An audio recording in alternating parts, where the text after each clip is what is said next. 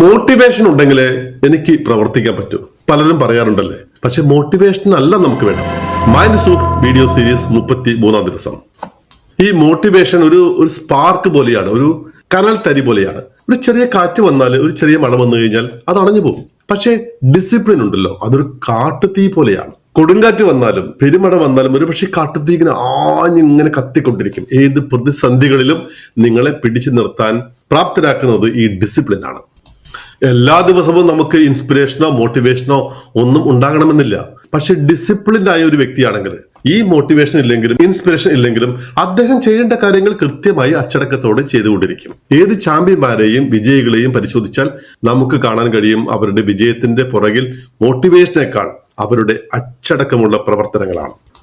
ഒരു കാര്യം സ്റ്റാർട്ട് ചെയ്യാൻ ഒരുപക്ഷെ മോട്ടിവേഷൻ നിങ്ങളെ സഹായിച്ചേക്കാം. പക്ഷെ മോട്ടിവേഷൻ മാത്രമാണെങ്കിൽ അത് ഫിനിഷ് ആവില്ല, അത് അവിടെ അവസാനിക്കും. പക്ഷേ ഒരു കാര്യം ഫിനിഷ് ചെയ്യണമെങ്കിൽ, സ്റ്റാർട്ട് ചെയ്ത കാര്യം ഫിനിഷ് ചെയ്യണമെങ്കിൽ നിങ്ങൾക്ക് കൃത്യമായ നല്ല അച്ചടക്കം ഉണ്ടായിരിക്കണം.